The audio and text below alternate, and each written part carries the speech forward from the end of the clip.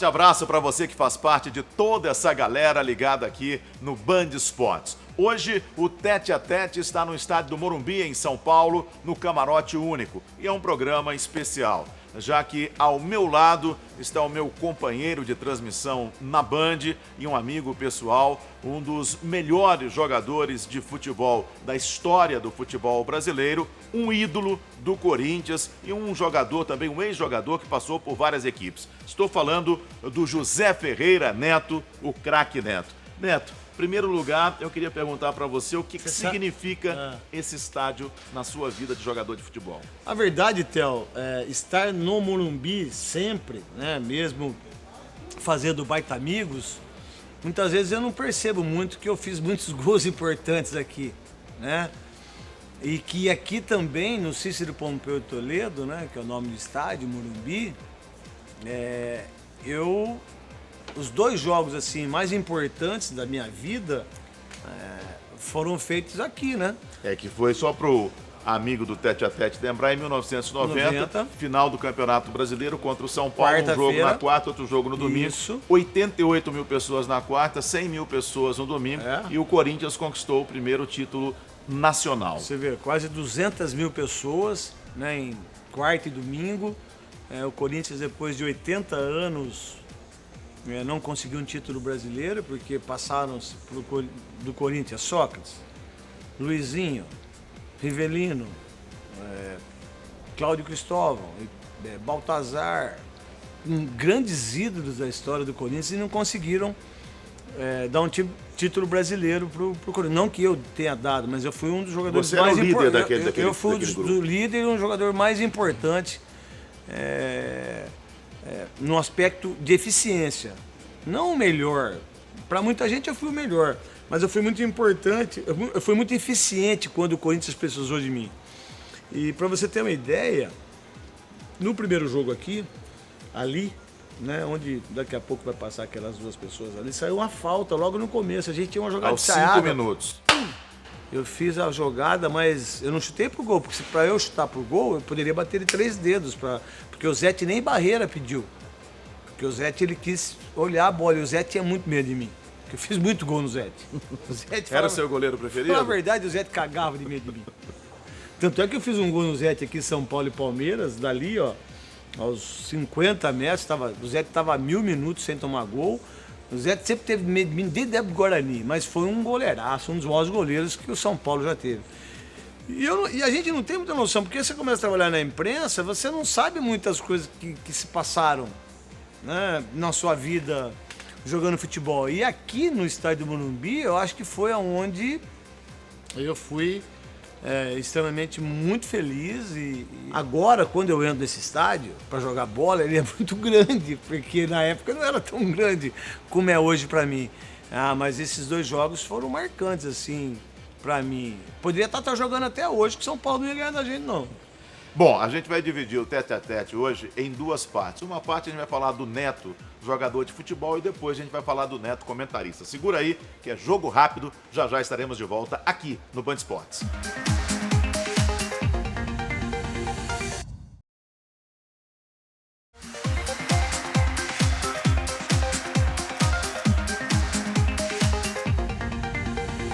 Estamos de volta aqui no Band Esportes com o Tete a Tete, hoje conversando com meu amigo, o craque Neto. Nesse bloco, Neto, vamos falar de você, jogador de futebol. Ixi. Você começou no Guarani, mas na verdade você não morava em Campinas, você morava perto. Santo Antônio de Posse. E tinha até uma dificuldade para chegar até Campinas no começo, né? A verdade é que eu tive muitas dificuldades, né? Assim, eu comecei muito jovem, cheguei no Guarani 3 de novembro de 79. Meu pai teve que fazer um esforço danado para que eu pudesse... Teu pai era policial. Meu pai o cara que é policial, ele continua sendo, ele só não exerce mais a profissão, né? Ele é sargento, né? E se não fosse meu pai, dificilmente eu conseguiria todos os êxitos que eu conquistei na minha vida. Meu pai foi, assim, uma pessoa excepcional, assim, de bondade. Meu pai deixou de ter as coisas para que eu pudesse pegar um ônibus, ir treinar, comprar uma chuteira para mim, uma bola melhor. Então meu pai, ele é o responsável, depois de Deus, por eu ter conseguido isso tudo. Agora, pouca gente sabe, pensa que você saiu do Guarani direto pro Corinthians. Não. Você acabou passando pelos dois rivais antes, né? São Paulo e Palmeiras, né? É verdade. E por que não explodiu no São Paulo e no Palmeiras? Então, né? no São Paulo não explodiu porque era o Pita. É uma boa resposta ou não? O Pita que jogava muito, né? Pô, era Miller, Silas, Careca, Pita... Os Menudos... E o Sidney. Poxa, aí teve uma época que veio o Edivaldo. Sim, né? um timaço. E o Bernardo, então eu era menino, então o Pita tava numa fase assim, ele veio do Santos, então era reserva do Pita. E o que eu nunca questionei, nunca tive a pretensão de ser titular de São Paulo. Acontece, melhor dizendo, que quando as pessoas viram aqui no São Paulo Guimelo, Bebeto, o São Paulo, que é o Aidar, que é o presidente do clube hoje, que eles entenderam que eu tinha potencial para ser um jogador importante para o São Paulo.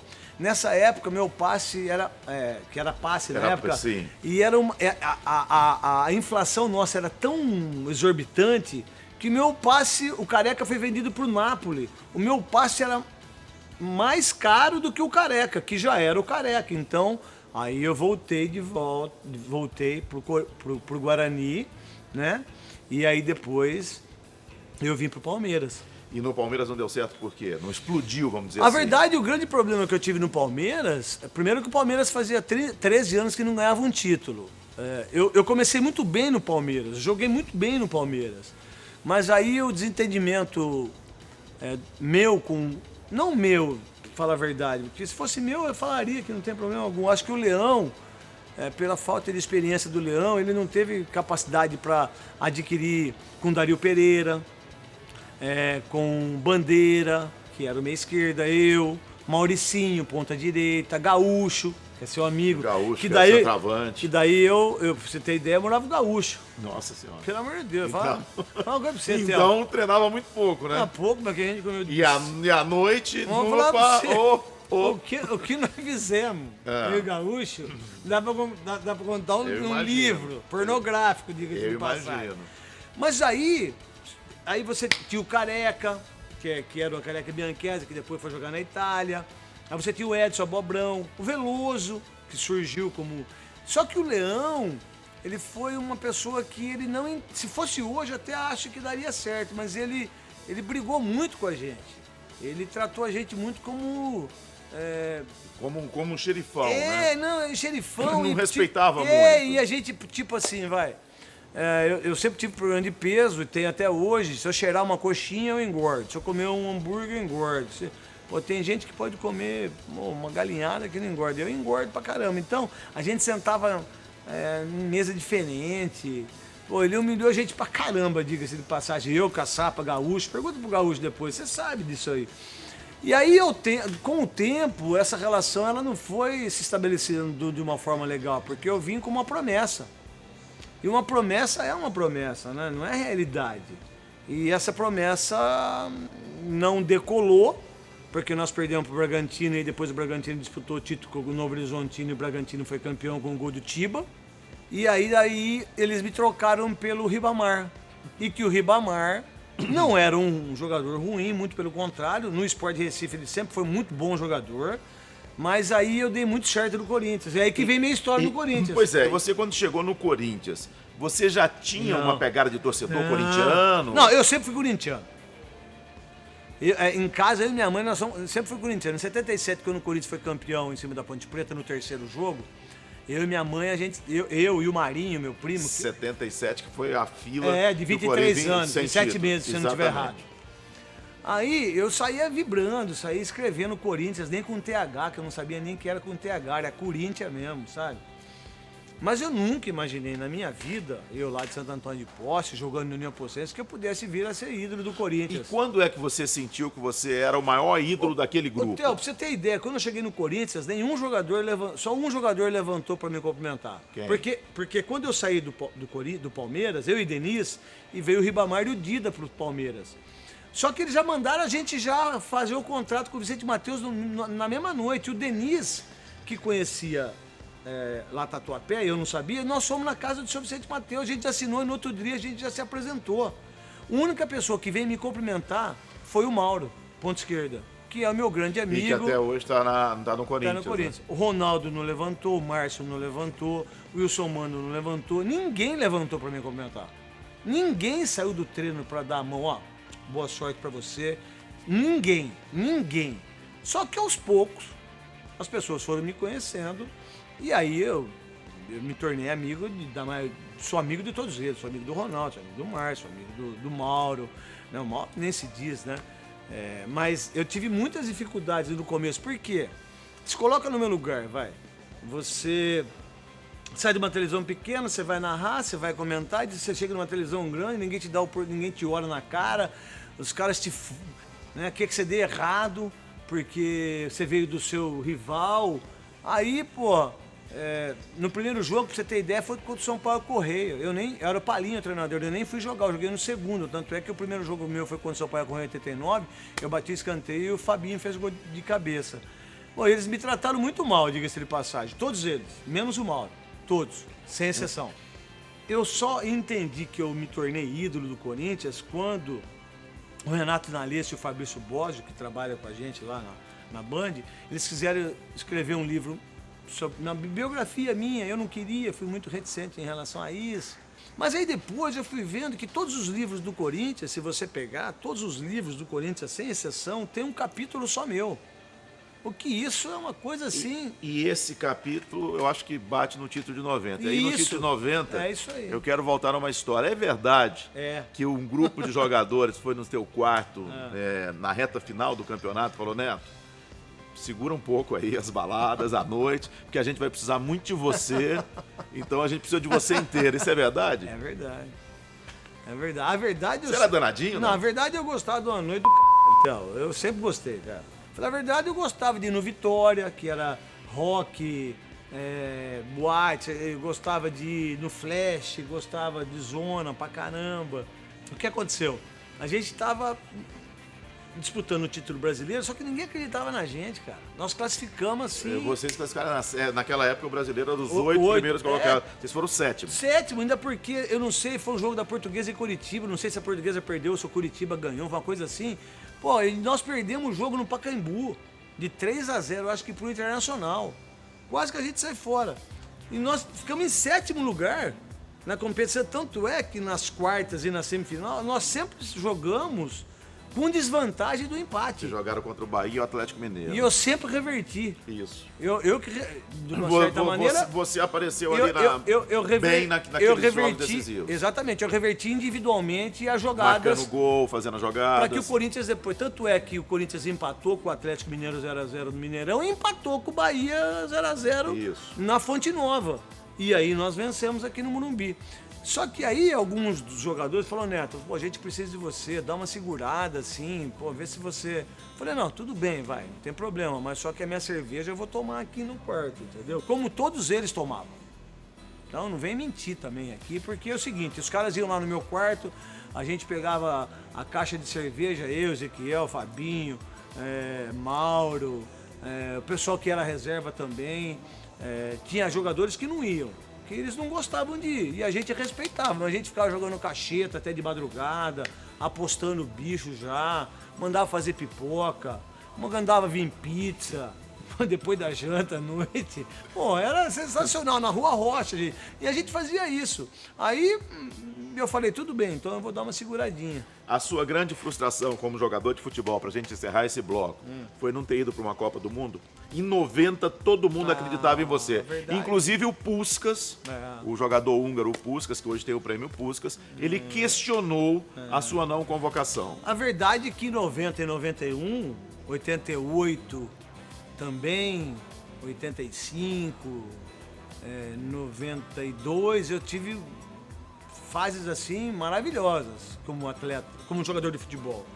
Eu acho que foi assim uma ser vergonhice da CBF, uma falta de respeito do Lazzaroni, uma falta de respeito por parte da CBD, acho que era. Era CBD na época. CBD, por quê? Confederação Eles Brasileira de convocaram o Esportes. Romário, que tinha saído de uma cirurgia do tornozelo, jogava no Vasco. Eles convocaram o Tita, que está em final de carreira. Eles convocaram o Bismarck, que tinha 17 anos. O Lazzaroni já estava certo com a Fiorentina. Tanto é que foi a maior decepção em todas as seleções em termos de dinheiro. Que eles colocaram a mão, reivindicando um monte de coisa. Tanto é que o Careca disse tudo para mim. Que o Careca estava na Copa do Mundo de 90. Não foi só eu que deveria ser convocado. Tinha, na verdade, 3 jogadores que deveriam ser convocados. O Veloso, goleiro, eu e o João Paulo, ponta esquerda, que jogava no Bari. Porque ele foi eleito o melhor jogador estrangeiro no Bari. Só que ele levou os 3 jogadores do Vasco, porque ele era treinador do Vasco. Então, ele foi responsável pela minha não ida a disputar uma Copa do Mundo. Só que eu não sei o seguinte, eu não odeio ele. Eu não tenho nenhum tipo de consideração por ele. Eu já passei por ele várias vezes, mas nunca cumprimentei, nunca falei bom dia. Se morrer também, pra mim... No próximo bloco, a gente vai falar do Neto como comentarista e como apresentador de televisão. Segura aí, é jogo rápido.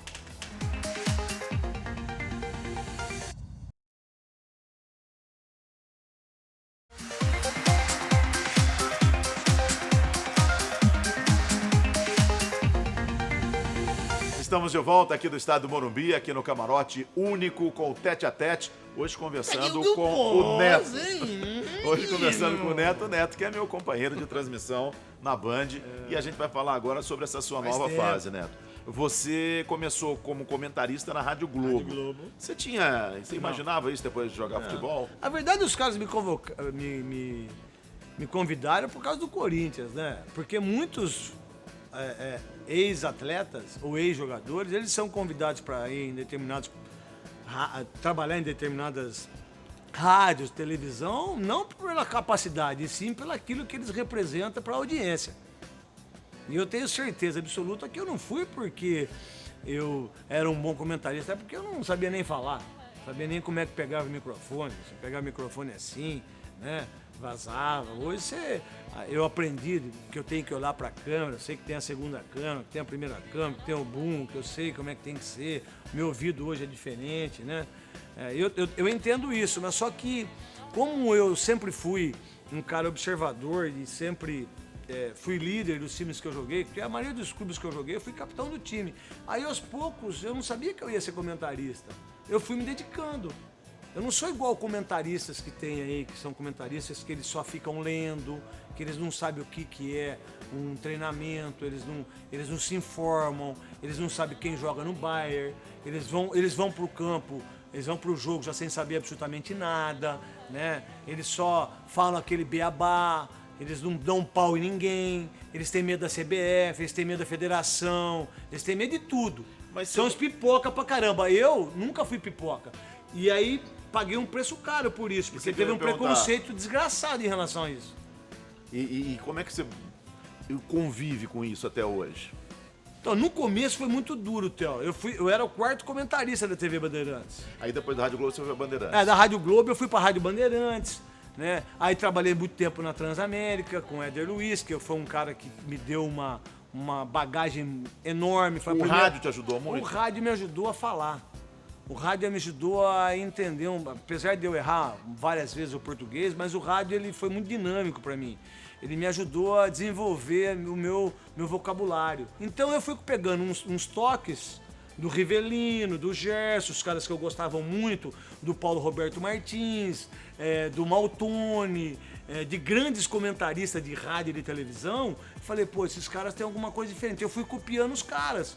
E aí eu fui pegando a minha própria identidade. Quando eu peguei minha identidade, aí, meu irmão, eu não dei mais espaço, aí eu não perdi mais. Pois é, e se eu não me engano, você é o único ex-jogador que é um apresentador de um programa próprio. Você esperava ser apresentador de programa? Como é que aconteceu isso? Na verdade, eu não esperava nem... Eu tô falando dos donos da bola e tô falando também do Baita Amigos aqui no Band Esportes. Na verdade, eu não esperava nem que eu pudesse ser comentarista. Por quê? Porque a dificuldade de você na televisão de ter do vídeo, né? Eu tava muito gordo na época, né? A lei também, o preconceito do jornalista em relação a isso, né? Tem tudo isso. Eu não achava. Eu falo a verdade, eu gostaria de ser gerente de futebol, queria coordenar a divisão de base Você foi do Guarani. e também No Rio Claro. Isso. Aí eu sempre gostei disso, né? Mas aí depois a minha profissão realmente é comentarista. Apresentador, eu estou de apresentador. Por quê? Porque o Datena fazia o São Paulo Acontece na Band, e aí aos poucos o Datena, malandro do jeito que o Datena é, aí ele falou, pô, Neto, dá pra você vir aqui e ficar 5 minutos comigo? Aí eu ficava com ele 1h30. Eu saía 5 minutos antes do jogo aberto, que já tinha 7 anos de jogo aberto com a Renata Fã, eu, já subia correndo, já pra fazer o São Paulo Acontece. E aí o Datena chegou depois de uns 2 anos e falou assim, ó Neto, presta atenção na câmera, presta atenção no merchan, presta atenção no TP, que é tudo cortado, vai prestando atenção que logo, logo esse programa vai ser seu. Eu falei, Datena, você tá louco? Você acha que os caras da Band vão deixar que isso aconteça? Aí o Meira, né, me deu essa oportunidade, o Zé Emílio me deu essa oportunidade, porque muita gente queria. Muita gente foi bater na porta lá para querer esse programa, os donos da bola, e eu disse lá, falei, ó, falei pro Zé Emílio, falei, eu só faço o programa se eu for apresentador. Se for para eu ser comentarista, eu não faço, você coloca outro no meu lugar. E você sabe muito bem disso. Eu sei. E aí eu vou entrar no outro lado.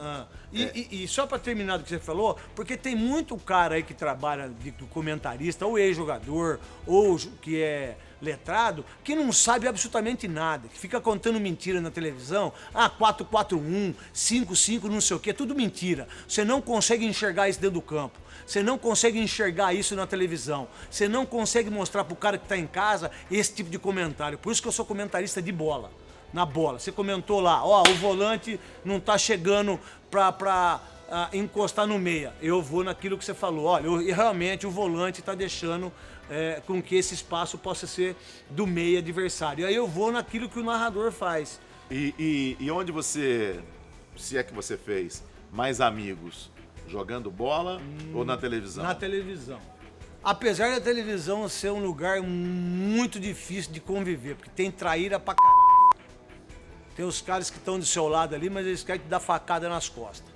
No futebol, se eu sou meia esquerda, você é meia esquerda, e você é melhor que eu te respeito. Eu entendo isso. Eu te respeito. O Miller falou a eu mesma não vou te coisa. derrubar. O Miller, que já trabalhou nos dois lados, falou a mesma coisa. Eu não vou te derrubar. Mas se você me der uma chance de eu entrar no seu lugar porque você foi expulso, ou que você se machucou, ou você tomou o 3º cartão amarelo, eu vou tentar ganhar a posição sua. Na televisão, não.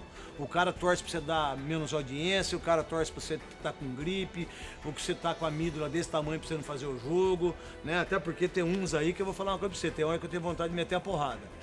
É que eu não encontro, porque se eu encontrar, né, eu já tinha metido a porrada. Mas o apanhado também, como já apanhei.